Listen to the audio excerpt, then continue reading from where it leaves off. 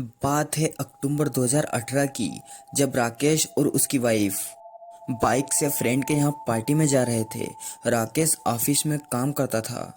Office से छुट्टी होने में रात के 8 बज गई, क्योंकि आज ऑफिस में काम बहुत ज़्यादा था, इसलिए उसे लेट हो गया। राकेश छुट्टी होते ही जल्दी घर आया और अपनी वाइफ सुनीता को लेकर रात के करीब 9 बजे अपनी बाइक से दोस्त के यहाँ जाने के लिए निकला।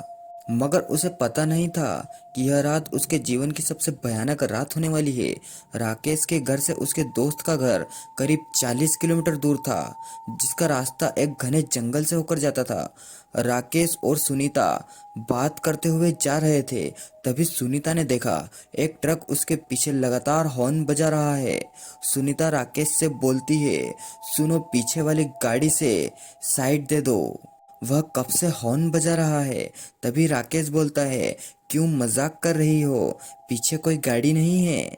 सुनीता बोलती है, वह गाड़ी हमारे जस्ट पीछे है। राकेश को कुछ समझ नहीं आ रहा था कि यह क्या हो रहा है, क्योंकि उसे तो कोई गाड़ी दिखाई ही नहीं दे रही थी और ना कोई हॉर्न की आवाज आ रही थी।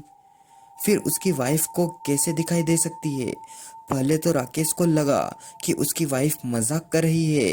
तभी उसे ध्यान आया कि उसकी वाइफ कभी भी ऐसे सुनसान रास्ते पर मजाक नहीं कर सकती। तभी वह ट्रक अचानक गायब हो जाता है। यह देखकर सुनीता को लगता है शायद ट्रक कहीं रुक गया होगा। कुछ दूर जाते ही सामने से अचानक वही ट्रक आ जाता है, परंतु इस बार वह सिर्फ राकेश को ही दिखाई देता है। अचानक अपने सामने ट्रक को आता देखकर राकेश घबरा जाता है।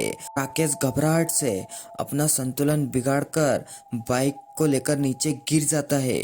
सुनीता कहती है, क्या हुआ। राकेश कहता है, वह ट्रक हमारे ऊपर आने वाला था। उसकी वाइफ कहती है, यह तुम्हारा भ्रम था, सामने कोई ट्रक नहीं था। तभी राकेश पीछे मुड़कर देखता है तो वहां सच में कोई भी ट्रक नहीं था। तभी एक डरावनी चीख उनको सुनाई देती है।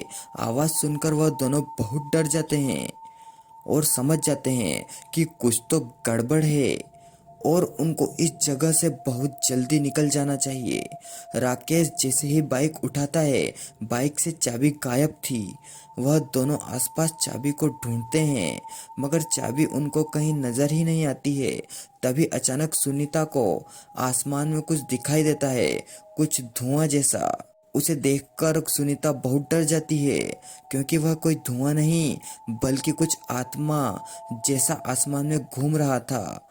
कुछ आत्माएं आसमान में मंडरा रही थी तो कुछ उनके आसपास घूम रही थी, परंतु यह सब सुनीता को ही दिखाई दे रहा था और लगातार डरावनी आवाजें आए जा रही थी। यह सब देखकर सुनीता डर के मारे बेहोश हो जाती है। राकेश उसे होश में लाने की बहुत कोशिश करता है, परंतु वह होश में नहीं आती है। राकेश सोचता है वह किसी को कॉल करे, परंतु वह जैसे ही अपना फोन देखता है, फोन बाइक के गिरने से टूट जाता है। अब इस सुनसान रास्ते में उनकी मदद कौन करेगा। तभी अचानक दूर से एक कार आती दिखाई देती है। उसे देखकर राकेश को थोड़ी राहत मिलती है। राकेश उस कार को रोकना चाहता है, मगर वह कार उसके पास ही नहीं रुकती और कुछ दूर जाकर रुक जाती है। राकेश कार वाले को अपना सारा हाल बताता है और उसे अपनी मदद के लिए बोलता है। राकेश कहता है कि उनको आगे शहर तक छोड़ दें, क्योंकि उसकी वाइफ सुनीता बेहोश हो चुकी है, इसलिए उसे इलाज की भी जरूरत थी। कार वाला उनको आगे तक छोड़ने के लिए तैयार हो जाता है। राकेश अपनी बाइक उठाकर जंगल में छोड़ देता है, जिससे कि उसे चोरी होने से बचाया जा सके। कार वाला उसे अपनी कार में बैठा लेता है और कुछ दूर जाते ही कार के सामने से अचानक कोई सफेद चीज बीच रास्ते में दिखाई देती है। यह देखकर कार वाला कार रोक देता है। तभी राकेश कार वाले से पूछता है, क्या हुआ, मगर कार वाला कोई जवाब नहीं देता। राकेश के बार बार पूछने पर कि क्या हुआ, कार वाले का कोई जवाब नहीं आता। राकेश आगे ड्राइविंग सीट पर कार वाले को देखता है, मगर वहां कोई भी कार वाला नहीं दिखाई देता।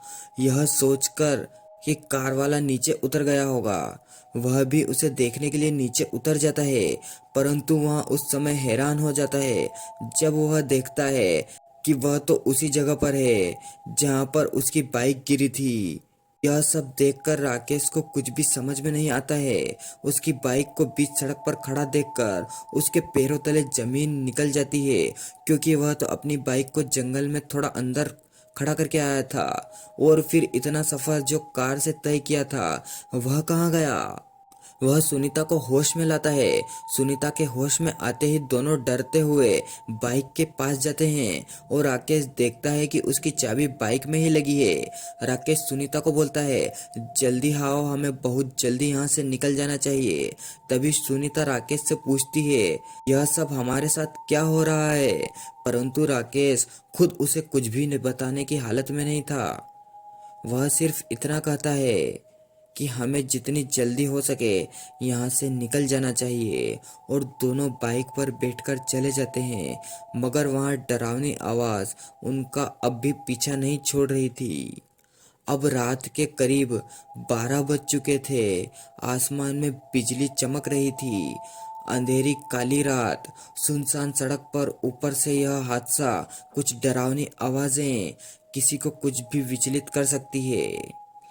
जैसे तैसे राकेश और सुनीता अपने दोस्त के यहाँ पहुँचते हैं। उसको देख उसका दोस्त कहता है, तुम लोग बहुत लेट हो गए हो, पार्टी तो कब की खत्म हो गई, सारे मेहमान घर जा चुके हैं। तभी उसके दोस्त के पिताजी राकेश से पूछते हैं, तुम बहुत घबराए हुए दिखाई दे रहे हो, आखिर इतनी घबराहट क्यों है। तभी राकेश अपने साथ हुए हादसे के बारे में उनको बताता है कि उनके साथ जंगल में क्या हुआ। तब वो घर से यहाँ आने के लिए समय से ही निकले, परंतु रास्ते में वे लोग किस कारण से लेट हो गए वह सब कुछ बता देता है। तब भी दोस्त के पिताजी बोलते हैं कि आज तो अमावस्या है, और जो चीज तुम्हें दिखाई दे रही थी वह कोई साधारण चीज नहीं थी। जंगल में भटकती हुई आत्माएं थी, जिनका मकसद हर किसी को परेशान करना रहता है। अब जब तुम सही सलामत आ ही गए हो तो आज रात यहीं रुकना, और सुबह होते ही चले जाना।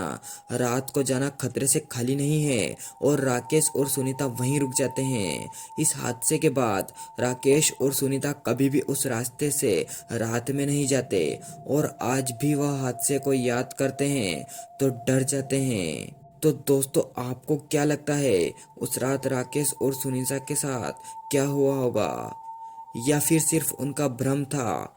यदि यह उनका भ्रम था तो दोनों को एक साथ कैसे हो सकता है, और यदि यह उनका भ्रम नहीं था तो क्या उनके साथ हुआ हादसा जो उन्होंने देखा वह आत्माएं क्या सब हकीकत था। हमें कमेंट करके बताएं। और यदि आपके साथ और आपके परिवार में से या दोस्तों के साथ कभी भी कोई ऐसा हादसा हुआ हो तो हमें कमेंट बॉक्स में ज़रूर बताएं। हम आपकी कहानी को जरूर बताएंगे। दोस्तों, अगर कहानी अच्छी लगी हो तो वीडियो को लाइक और चैनल को सब्सक्राइब जरूर कर ले।